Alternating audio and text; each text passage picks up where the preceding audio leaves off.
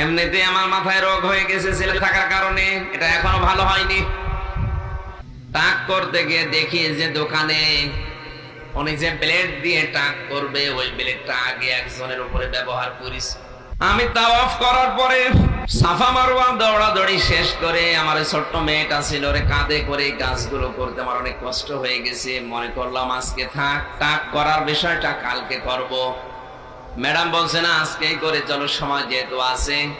টাক করতে গিয়ে দেখি যে দোকানে উনি যে ব্লেড দিয়ে টাক করবে ওই ব্লেডটা আগে একজনের উপরে ব্যবহার করিস। ডাক দিয়ে বললাম দাঁড়ান, আমার তো মনে হচ্ছে এটা ব্যবহৃত, কারণ ব্যবহৃত জিনিস ডবল করে ব্যবহার করলে আগে যাকে আপনি মাথা নেড়া করেছেন ওর মাথায় যদি জীবাণু থাকে ওটা আমার মাথায় আসবে। কথা বলেন না কেন? এমনিতে আমার মাথায় রোগ হয়ে গেছে ছেলে থাকার কারণে, এটা এখনো ভালো হয়নি।